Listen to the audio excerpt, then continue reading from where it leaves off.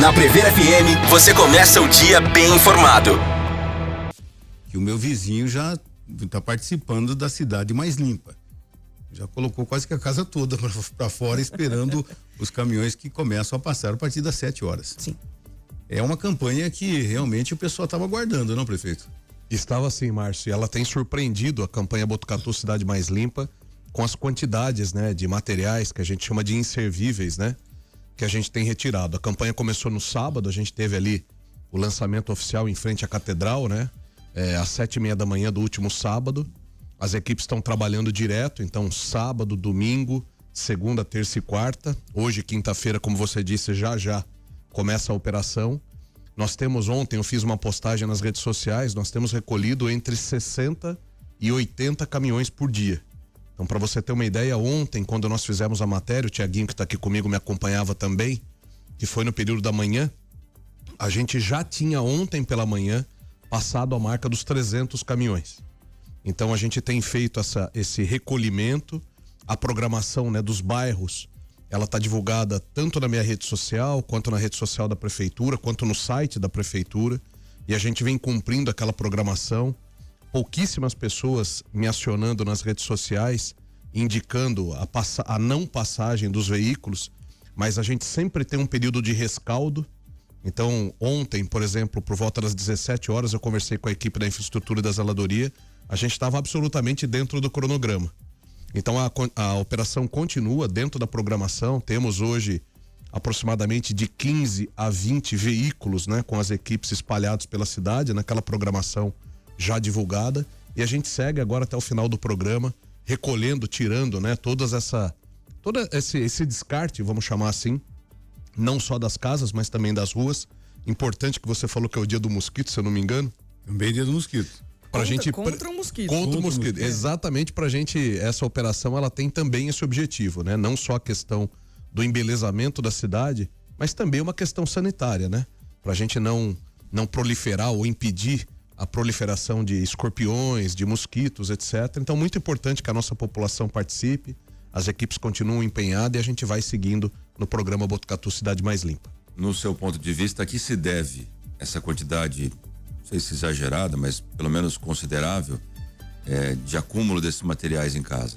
Me lembro que acho que no primeiro governo do Mário Pardini tinha, se eu não estiver enganado, uma vez por mês, acho que uma ação muito isolada, em um bairro só. Depois passava um tempo e ia para outro bairro.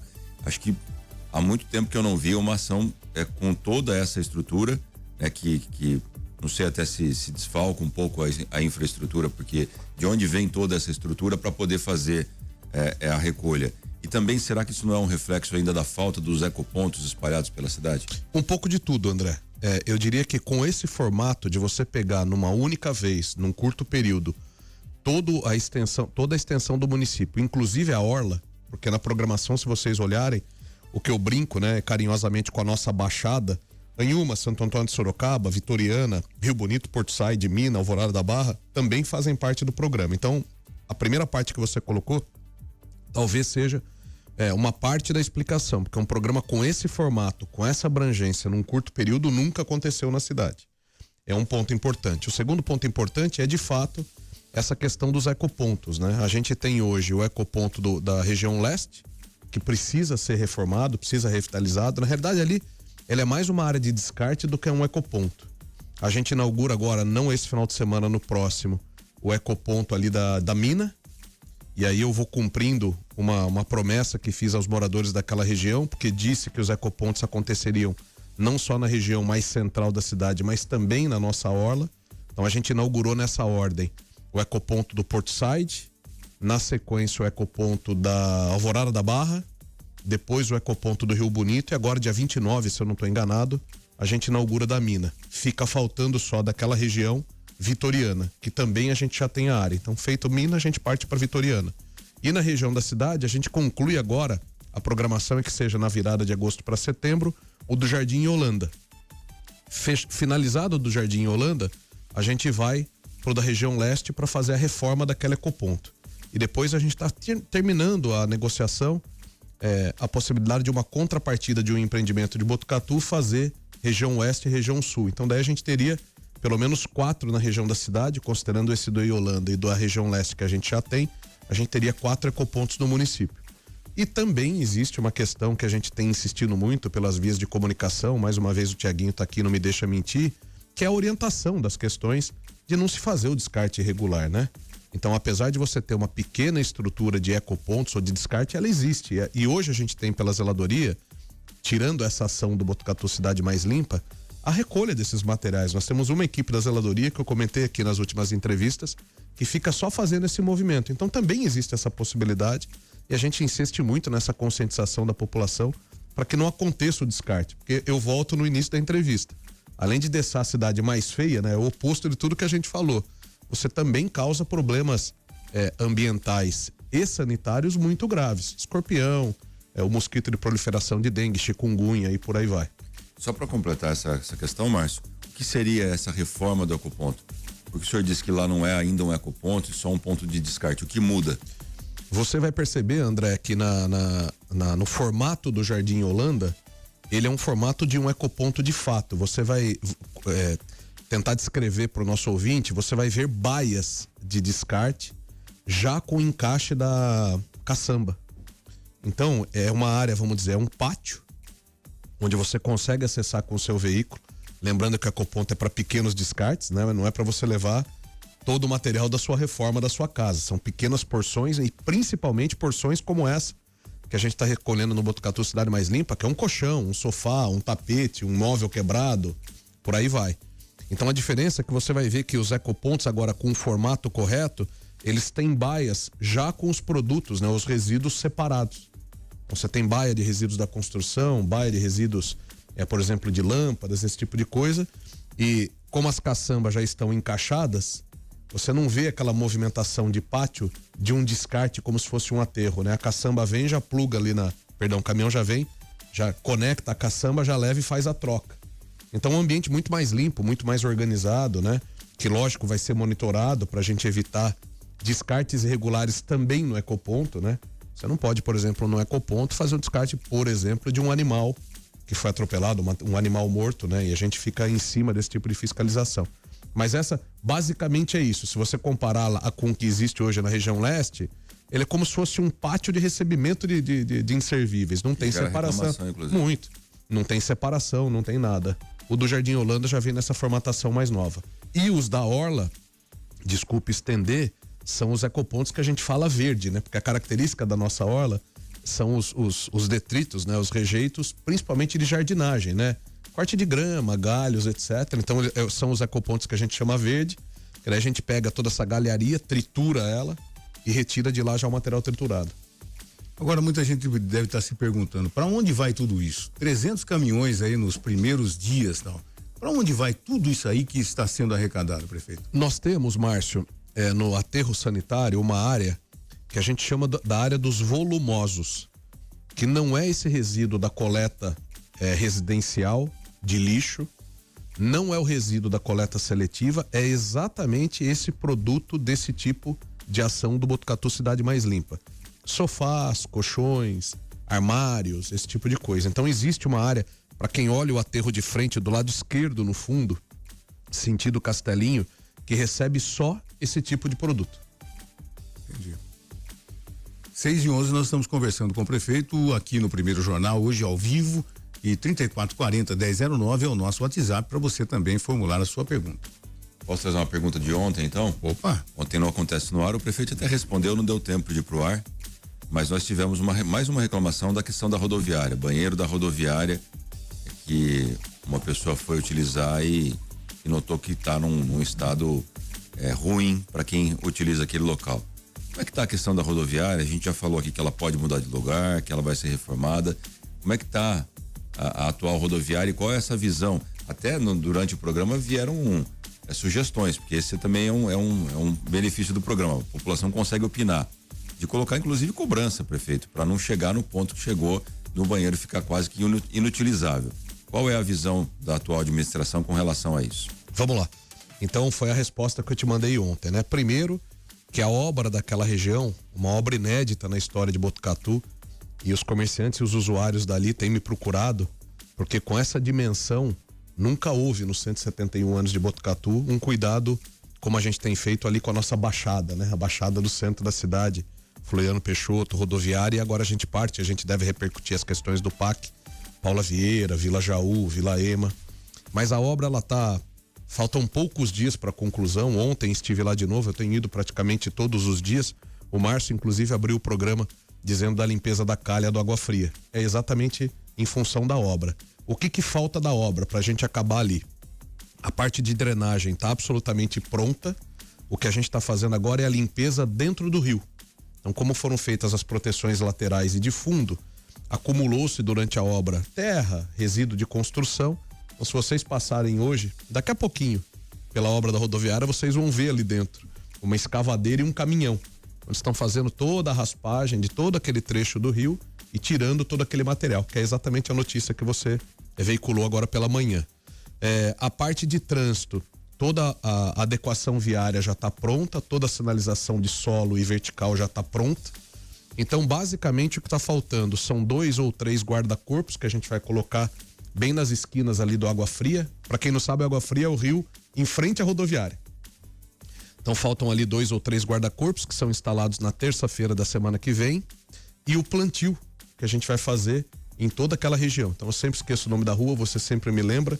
Lá em cima, atrás da igreja, onde existia uma farmácia e o antigo restaurante, a rua que sobe da igreja, Nossa Senhora Djalma Dutra. Então, da Djalma Dutra até a região da rodoviária, a gente vai fazer todo o plantio do canteiro central e em todas as áreas verdes. Perdão, é a Pinheiro Machado. Pinheiro Machado, a que sobe, né? Ela é Djalma Dutra, depois ela vira Pinheiro Machado, é isso? Perfeito. Então, dali até a rodoviária, a gente vai fazer o plantio no canteiro central.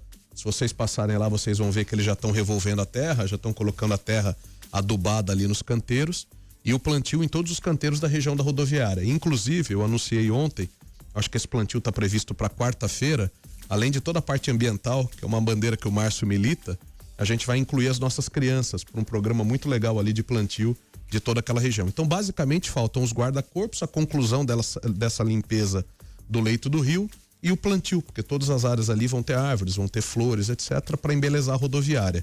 E a gente já começou, que foi a minha resposta de ontem, a manutenção do prédio da rodoviária, independente das decisões que se tomem. Então, a gente começou pela iluminação, ela já está pronta, em frente ao prédio foram colocados os posteamentos de iluminação pública. Você e o Quinteiro, inclusive, passaram, acho que na semana passada lá à noite, ele me escreveu. Então a iluminação está pronta, agora a gente começou a pintura do prédio. Então começou para quem olha a rodoviária de frente, do lado direito você já vai ver os andaimes ali, as escadas, a limpeza de toda a parte de calha, e na sequência da pintura a gente vai fazer a reforma dos banheiros. Aí a gente deixa aquele prédio em ordem também, independente das discussões sobre manter ou não a rodoviária na região central. Estive em São Paulo na segunda-feira, uma das reuniões é com o grupo de trabalho que estuda aeroporto e rodoviária. Agora, na próxima semana, na virada do mês, eles me entregam o projeto efetivamente pronto, com as indicações de, vamos falar da rodoviária só, das possibilidades que se tem da rodoviária sair dali. Logisticamente, é melhor que a rodoviária esteja ou na região da Castelinho, próximo ao shopping, aquele miolo, ou na região da Rondon, próximo ao SESI. Logisticamente falando, porque você fica exatamente no entroncamento dessas duas rodovias, né? Você tem a alça de acesso ali da Infinity Solar, do Eros Motel, etc. É bem aquele miolo que você conecta as duas rodovias. Então agora eles vão me entregar o estudo de viabilidade para ver se dentro dessas localidades, nas áreas que a prefeitura eventualmente tem ou tenha que adquirir, é um projeto que faz sentido a gente entregar através de uma parceria público-privada para iniciativa privada. Ao que tudo indica, o projeto para de pé. Então é uma decisão que a gente deve tomar no próximo mês, também atendendo, né, algumas pessoas que me procuram. Se nós optarmos por tirar a rodoviária dali, é lógico que esse prédio, agora com todas essas obras que foram feitas ali de drenagem, vai ser aproveitado para algum equipamento público. Eu já comecei a receber sugestões. Fábio, faz mais um terminal urbano. Fábio, monta alguma coisa relacionada à agricultura familiar, para que fosse um mini CEAGESP. Fábio, transfere a Defesa Civil e a GCM para ali, para ficar numa região mais central. Já recebi algumas sugestões, mas confesso aqui para o nosso ouvinte do primeiro jornal da Prever FM que a gente não chegou nessa fase ainda. A gente está numa fase anterior, que é tomar a decisão se permanece ou não. Mas, voltando à resposta de ontem, obra na semana que vem deve estar pronta e entregue oficialmente, e o prédio começa a ser estilizado. E as pessoas às vezes se preocupam, né? Muita gente reclama quando tem uma obra, que realmente é normal, né? Mas como é que eu vou fazer? Você vai fazer uma reforma na sua casa e você morando dentro. Você fica realmente desesperado, não vê a hora de terminar.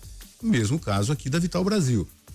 Qual que é a sequência agora? O prefeito falou que Vila Ema vai essa sequência e muita gente me pergunta, alguns comerciantes inclusive, da Tenente João Francisco, quando vai começar, porque também vai ser aquela história, gente, e o trânsito vai ficar impedido, e os comerciantes, é uma situação, é aquela história, para melhorar para todo mundo, você vai precisar fazer as obras e interditar por um tempo, né?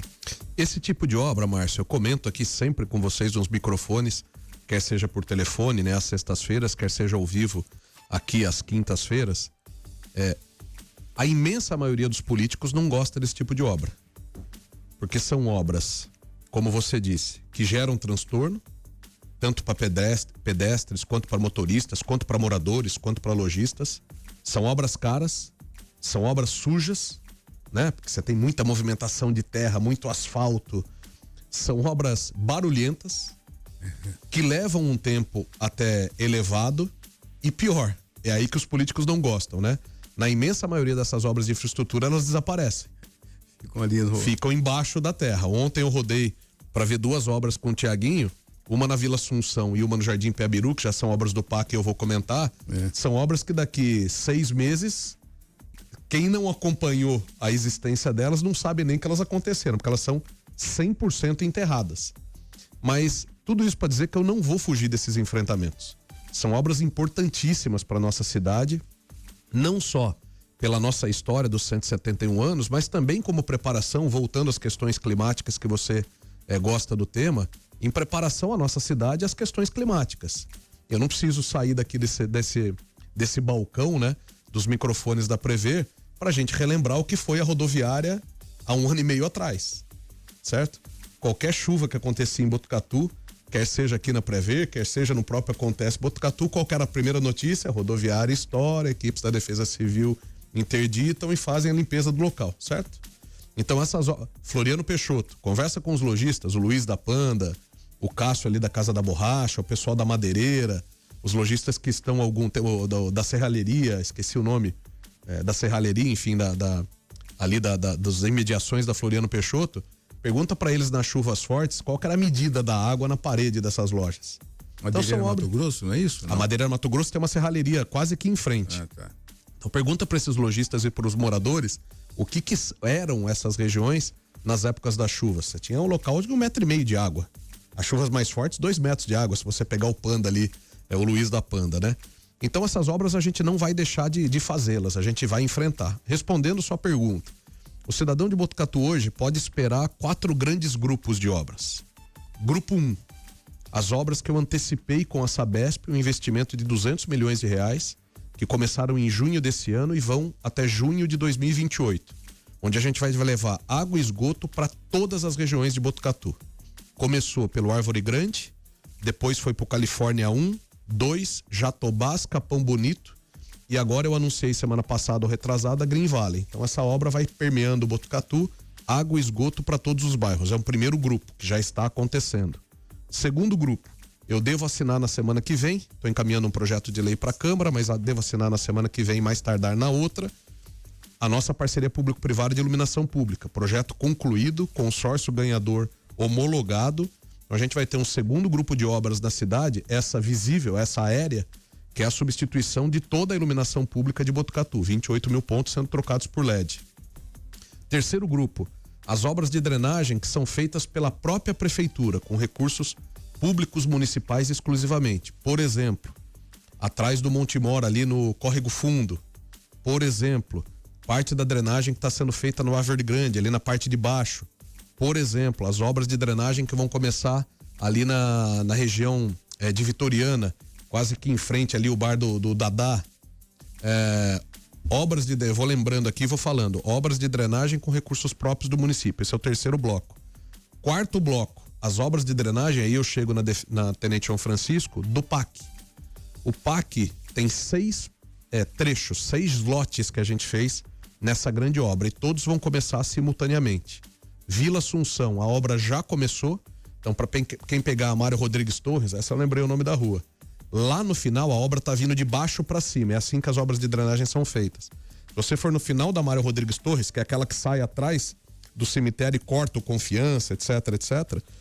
Nós estamos fazendo ali a dissipação da obra lá embaixo, no último quarteirão. Uma obra que vai pegar toda a rua, organizar toda aquela drenagem da Vila Santa Terezinha, de toda aquela região ali, e a gente vai repavimentar todo aquele trecho.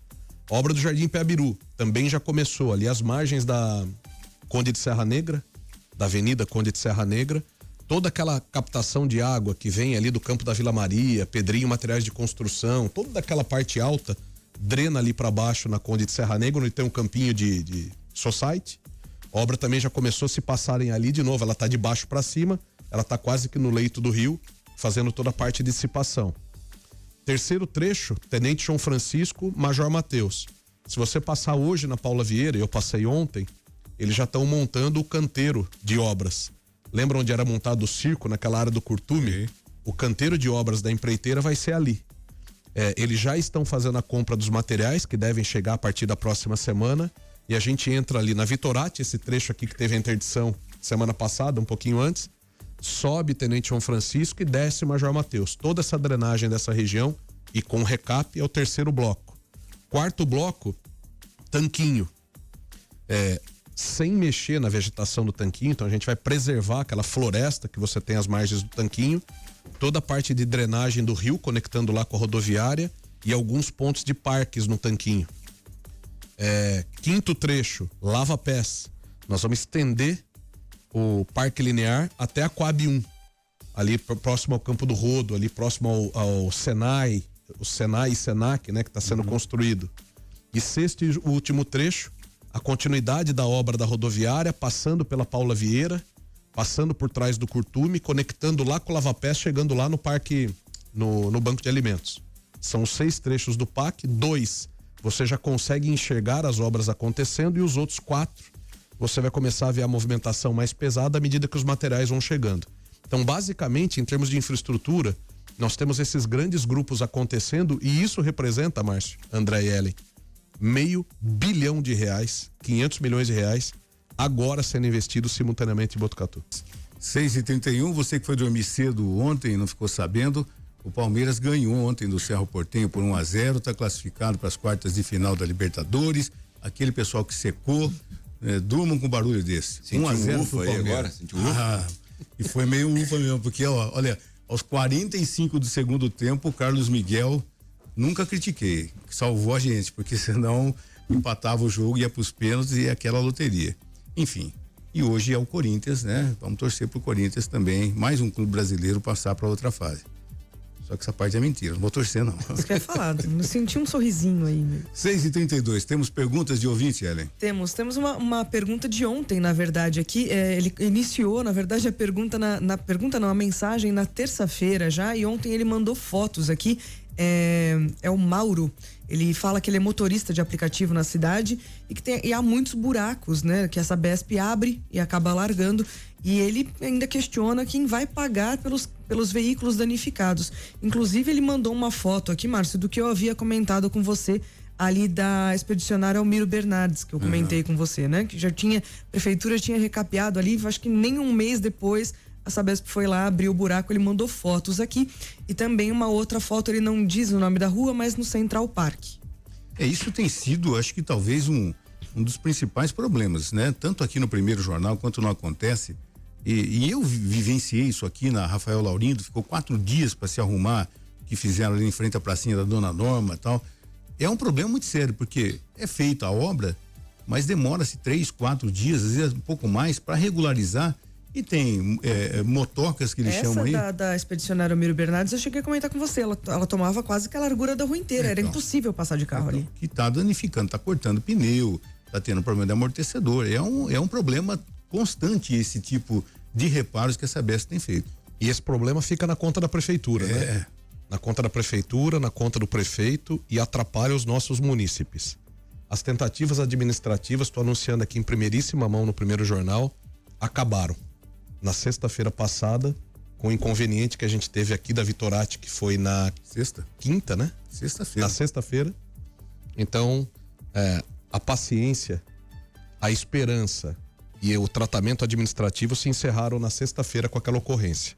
Hoje eu estava abrindo a agenda aqui, o André testemunha consegue enxergar às 10 horas. Eu tenho reunido com a Procuradoria do município, com os nossos procuradores. Hoje à tarde eu vou para São Paulo e a gente monta um documento. A gente vai judicializar essa questão. Não dá mais para esperar.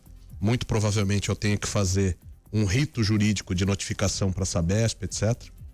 E na sequência, até encaminhar um projeto de lei para a Câmara para dar mais embasamento na relação com as empresas que interferem ou têm interferência, né, na infraestrutura do município, como por exemplo pavimento, como por exemplo asfalto. Isso vale para a Sabesp e qualquer outra empresa. Então hoje às 10 horas a gente toma a decisão dessa estratégia. Na realidade a gente já teve essa reunião na própria sexta-feira. Eu coincidentemente estava aqui na GCM quando houve a questão ali da interdição por volta das 16h30, se eu não estou enganado. Foi um pouquinho antes do início do jornal, André. A hora que eu passei aqui para vir para rádio, aliás, quase que eu não consigo chegar, porque eu vim mais em cima da hora, 10:05 eles estavam fechando. Aqui. Então bate o horário. Então naquele mesmo dia eu voltei para a prefeitura, nós fizemos uma reunião. Então hoje às 10 horas da manhã eu recebo, agora já é a estratégia jurídica, né? Eu não entendo nada dessa parte jurídica, mas hoje às 10h30 tá aqui na agenda, eu recebo já o posicionamento jurídico de qual que é o caminho que a gente tem que seguir. E agora, infelizmente, a gente sai do âmbito administrativo e vai para o âmbito judicial. Não dá mais para esperar.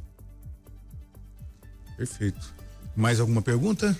Tem mais pergunta aqui. Deixa eu só voltar aqui, que eu tava ouvindo um áudio aqui. O Bruno mandou uma mensagem aqui pra gente, pedindo, na verdade, um espaço até pra falar, Márcio. Ele falou que antes de ontem, o prefeito falou na rádio sobre a marcha da maconha aqui de Botucatu. E diz que, segundo ele aqui, o prefeito não falou a verdade. Ele é um dos organizadores, ele é paciente medicinal e desde o primeiro ano eles levam pesquisadores, médicos e advogados falando do uso medicinal do canabidiol, né? Diferente de outras marchas, aqui em Botucatu não tem gente fumando maconha na praça, segundo ele. Ele gostaria de saber, inclusive, se a gente pode ouvi-los, que é injusta a fala do prefeito, que eles sempre foram à prefeitura e falaram da intenção da marcha. Bom dia, Bruno. Seria interessante você mandar para a prefeitura qual que é a mentira ou onde eu faltei com a verdade. Inclusive, a gente repercutiu isso na semana passada por telefone, acho que foi. Na quinta-feira. E eu encaminhei pro André os folders, os materiais da marcha.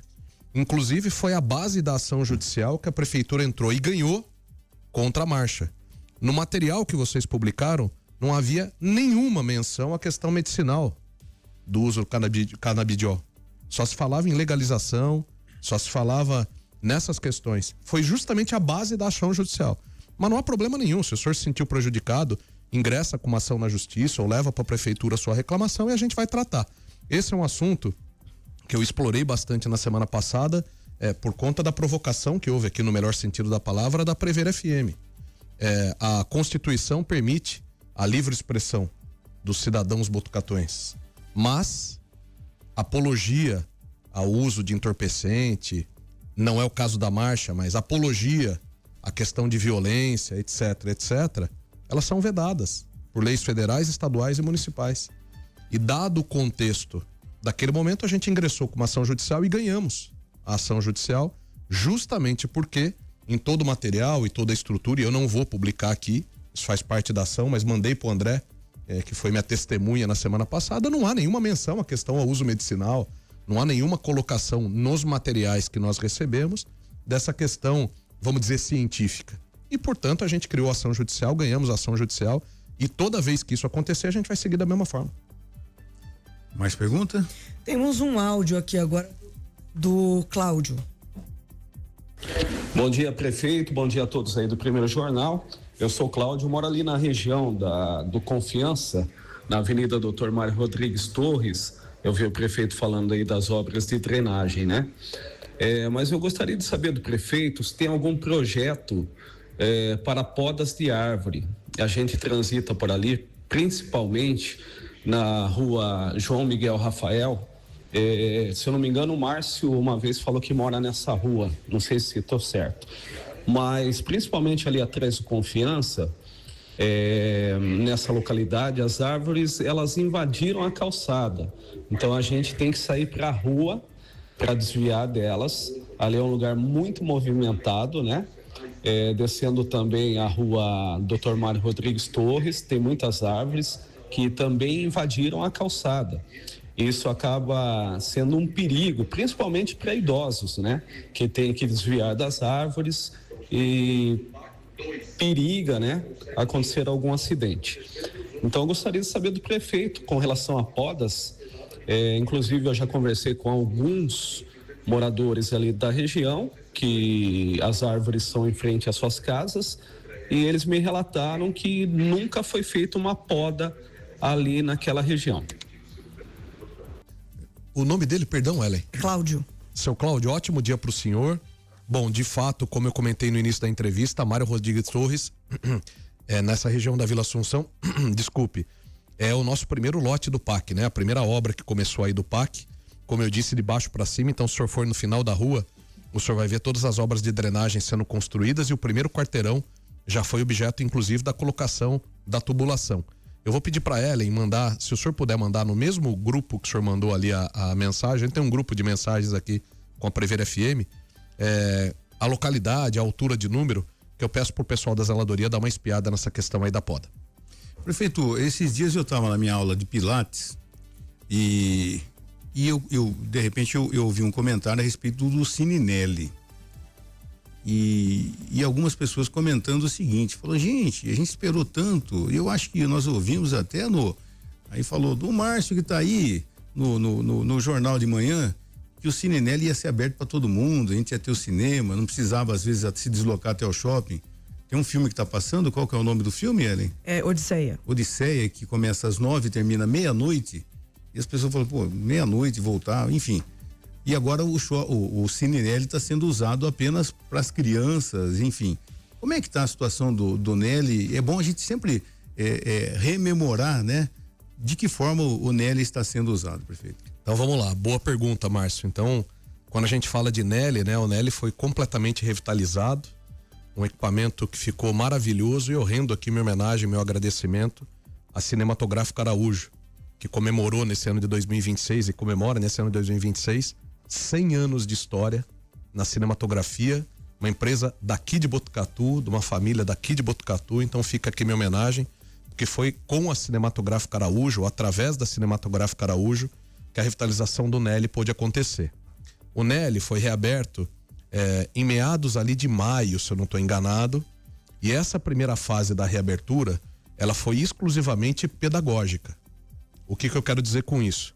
Mais de 9.000 crianças da nossa rede tem 16 mil alunos, mais de 9.000 alunos da nossa rede passaram no primeiro semestre da abertura do Nelly antes das férias escolares com esse grande programa pedagógico. Como é que ele basicamente funciona?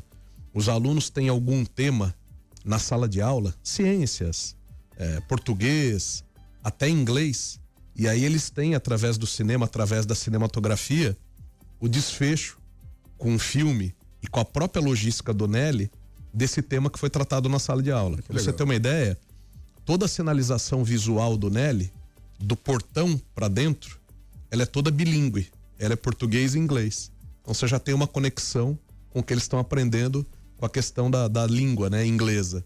Um dos filmes que passou é um filme brasileiro, uma produção nacional que roda na Amazônia, um filme de uma menina da Amazônia que se conecta com as aulas que eles têm de meio ambiente, de biologia, de ciências, a depender da etapa que estão. Então essa foi a programação do Nelly para o primeiro semestre. Agora, para o segundo semestre, a gente segue com essa programação pedagógica, só que aí a gente vai para uma segunda fase, que é a fase cultural do Nelly. Então o Nelly não será um equipamento de uso comercial. Então os filmes que estão passando no cinema do shopping, por exemplo, que é um local privado, né? Eles não vão ser reproduzidos comercialmente no Nelly vendendo ingresso. Então o Nelly tem essa pegada pedagógica, cultural. Então o que começa a acontecer agora no segundo semestre? Justamente essa segunda etapa. Então você vai ter ali no Nelly oficinas. O que significa isso? O que no passado a gente falava dos ensaios abertos. Então imagina um dia da orquestra no Nelly, onde as pessoas, os cidadãos, as crianças, os jovens, os adolescentes, os idosos conseguirão participar junto com a nossa orquestra, conhecendo os instrumentos, aprendendo os instrumentos. É um exemplo.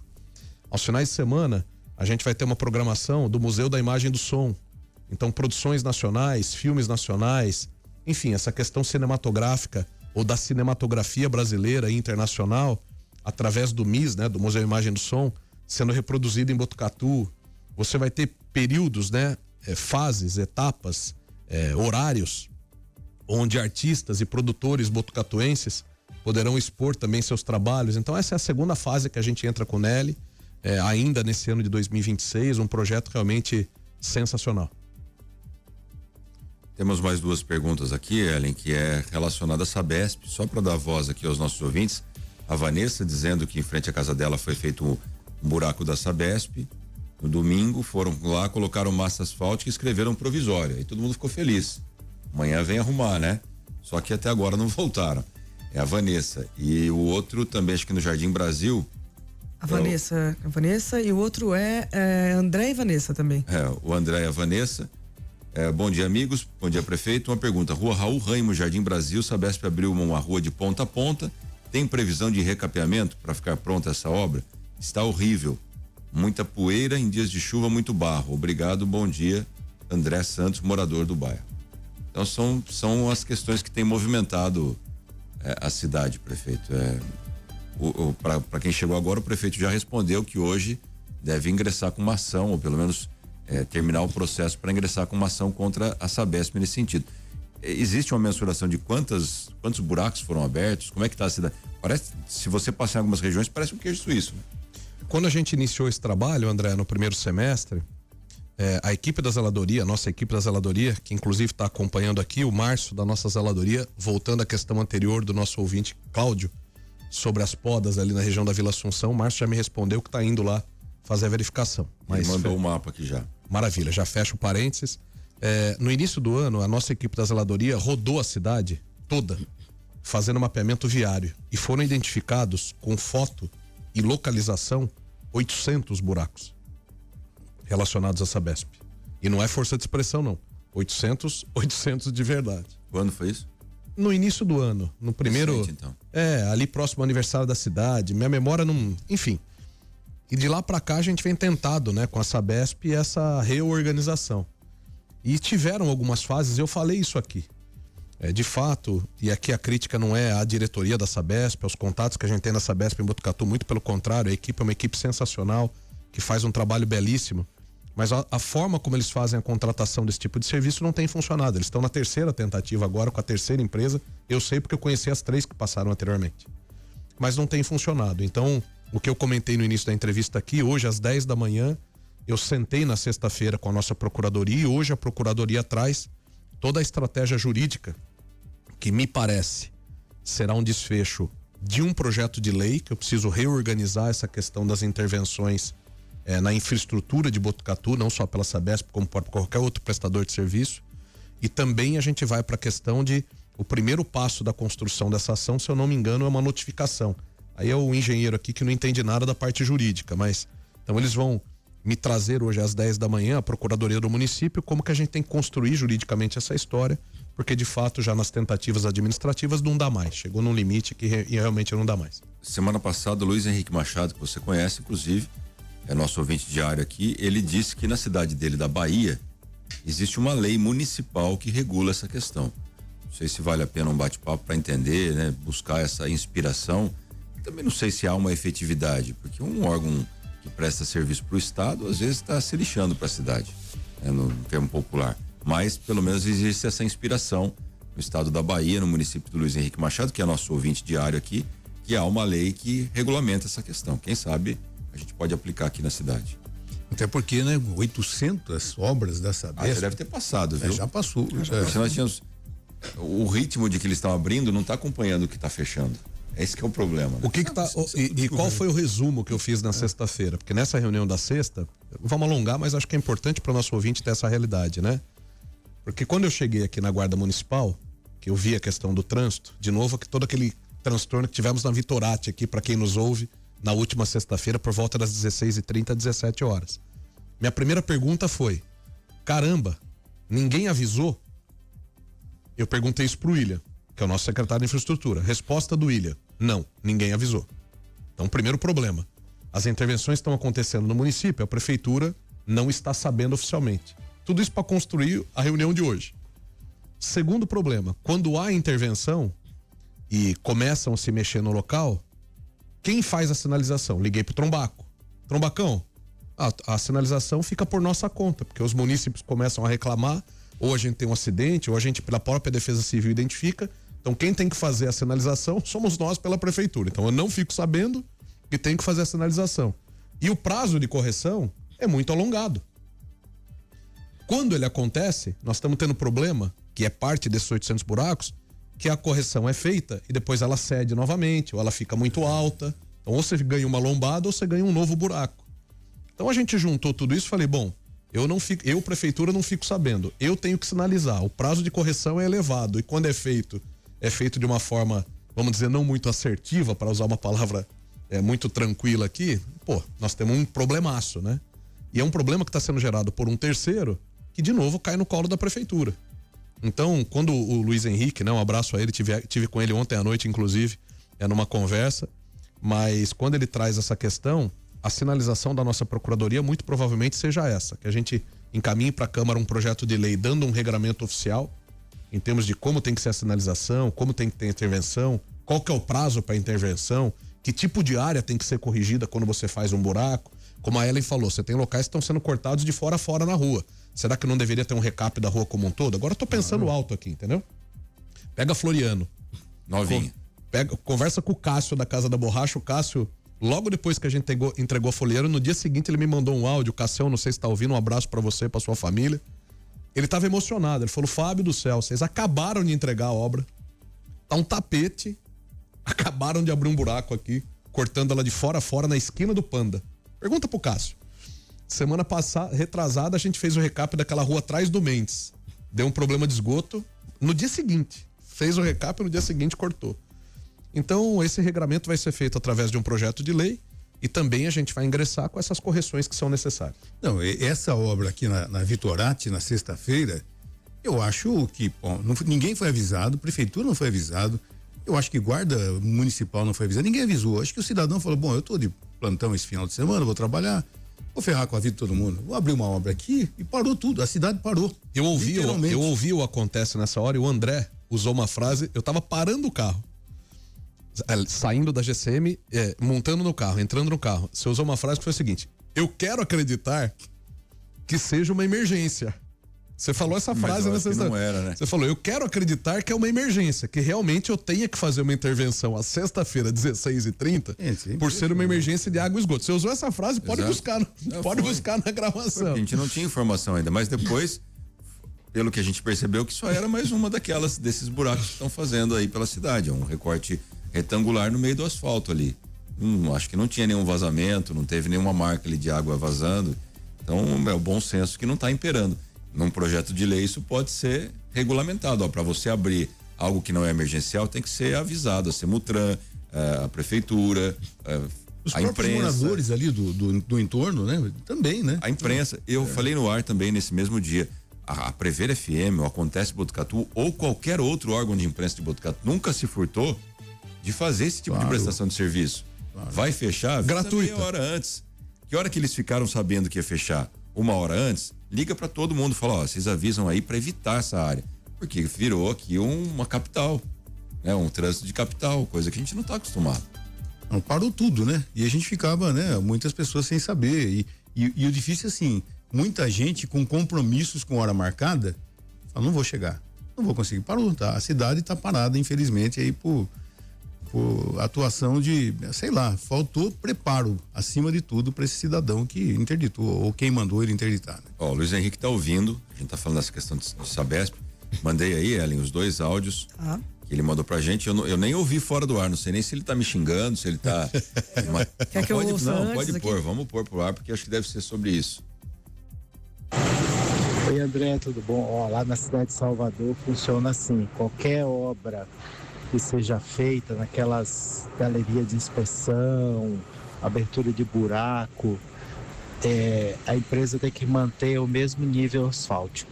Quando, por exemplo, a prefeitura vai fazer recap, a prefeitura também tem a obrigação de subir esse tampão dessas áreas de visita, bueiro, para o nível do asfalto, para não ter acidentes, principalmente com motocicletas. Então isso tem bastante tempo e funciona assim. André, não sei se dá tempo, mas sabe aquela virada ali da Marechal Rondon, depois da Pro Verde, para fazer aquele balãozinho para ir para o Santa Maria, 24 de maio? Rapaz, aquilo lá tá um caos ali, não tem condição. Será que tem algum projeto para fazer, nem que seja um semáforo, alguma coisa para regular aquela área ali? Aí, prefeito. Primeiro é a lembrança do município de Salvador que a gente citou aqui, e agora um pedido naquela região da Marechal com a Gastão da Alfarra. Bom dia, Luiz, tudo bem contigo? Prazerzão falar contigo aí, um beijão na família. Bom, em relação à questão da lei, como eu comentei aqui no início do programa, então, hoje às 10 horas eu estou com a Procuradoria do Município e essa reunião tem 2 objetivos: discutir um eventual projeto de lei para regrar essas questões das intervenções urbanas aí pelas concessionárias, pelos prestadores de serviço, e o segundo, da gente discutir o passo a passo dessa ação judicial ou dessa medida judicial que vai ser iniciada pela prefeitura. Em relação a esse trecho da Gastão, na realidade a alça de acesso da Rondon para Gastão da Alfarra, eu estive na última segunda-feira com Rafael Benini, que é o secretário responsável do estado de São Paulo por todas as concessões de rodovias, né? Porque ele é responsável pela Artesp. E esse trecho é um dos trechos que estão previstos a colocação das marginais ali da Rondon. Então o trecho inicial das marginais da Rondon vai exatamente desse miolo, um pouquinho para frente ali próximo ao SESI, para quem vem sentido Bauru, dali até o acesso ao AME. Então a previsão deles é de que os projetos executivos fiquem prontos agora no início de 2027 e eles partam para a execução da obra. Então esse acesso viário vai ser regrado pela questão das marginais. Luiz. Mais alguém? Tem o Jefferson, é isso? O Jefferson mandou um áudio aqui falando a respeito de um aplicativo para motoristas de carro, né? Como se fosse o 99, assim, da própria prefeitura. Bom dia, André, bom dia, Ellen, bom dia, Márcio, bom dia, prefeito. Deixa eu fazer uma pergunta um pouco fora desse tema da Sabesp aí, mas também que faz parte aqui para nós de motorista de aplicativo. Tem um aplicativo aqui em Botucatu que a gente faz corrida só para a prefeitura, que é a Macuche. Ela geralmente pagava toda na segunda-feira, certo? Você fazia as corridas, na outra segunda ela já pagava. Daí foi para terça, daí foi para quarta, daí começou a não pagar. Pagava deslocamento, parou de pagar deslocamento, atrasa.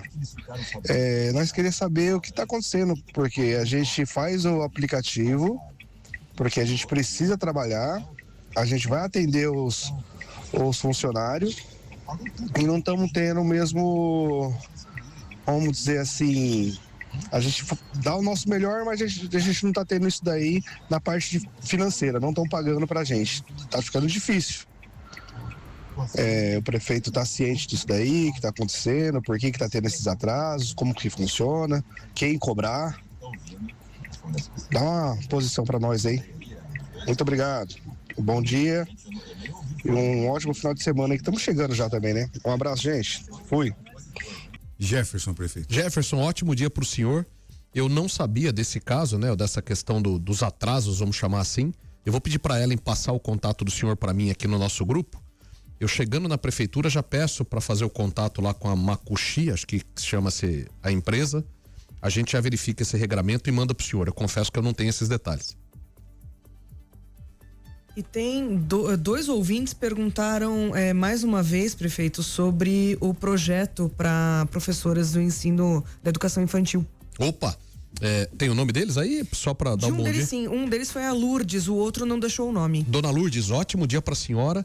Ontem, por coincidência, eu sentei com a nossa equipe da administração, o Hércules, que é o secretário, o Pelícia, que é o adjunto, um abraço a eles e a toda a equipe da administração. Eles estão na fase final de revisão do projeto de lei. A nossa expectativa é que, se eu não apresentar para os vereadores na próxima segunda-feira, que é dia 24, se eu não estou enganado, eu apresento na primeira segunda-feira de setembro. Então o projeto está na fase final. Importante para o nosso ouvinte da Prever, que não acompanha o dia a dia da educação, entender o que é isso, né? Nós começamos a colocar em todas as salas da educação infantil além dos profissionais que ali trabalhavam, como por exemplo as atendentes de creche, toda a sala de aula da educação infantil também terá um professor. A gente começou esse programa no final do ano passado, na metade do ano passado, se eu não estou enganado, através da Secretaria da Educação, o professor Gilberto, um abraço a ele, a toda a equipe da educação. E a gente já quase que completou todas as salas de aula do município da educação infantil com professores. Faltam 27, acho, professores, que a gente vai criar as vagas através de projeto de lei e contratar através de concurso. Então é esse projeto que a dona Lourdes está se referindo. O projeto, lógico, não tem só essas vagas, é um projeto muito maior, mais amplo da prefeitura em relação à criação de vagas para servidores públicos municipais, então não tem nenhum tipo de criação de cargo comissionado, etc.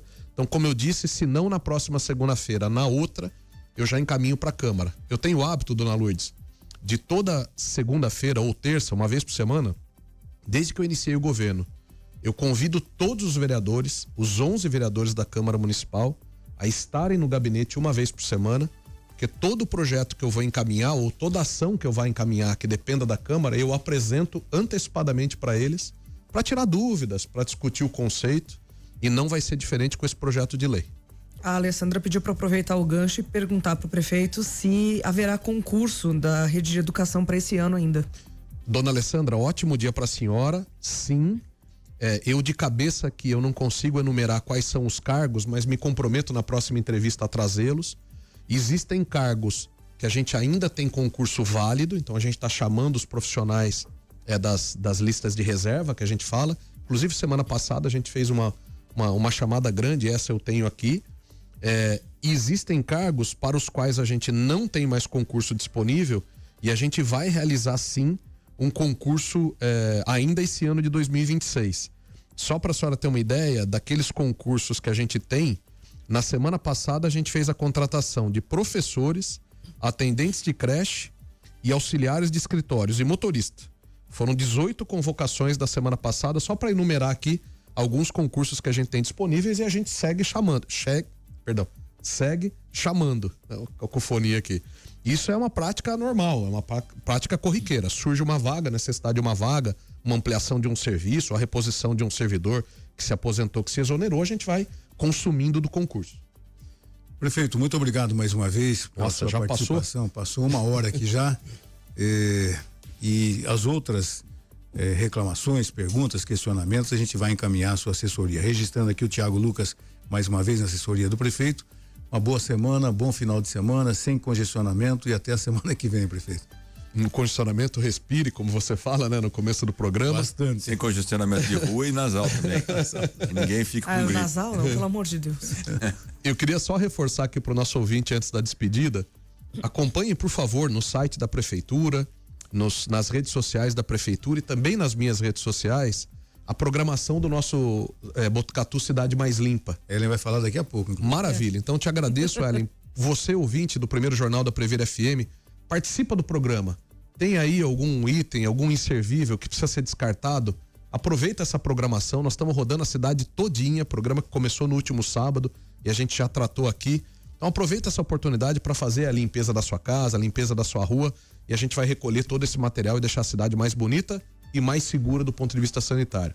Márcio, muito obrigado. André, Ellen, você, nosso ouvinte do primeiro jornal. Prazerzão estar aqui nessa quinta-feira. Tenham todos uma ótima quinta-feira, um ótimo restinho de semana e um abençoado final de semana.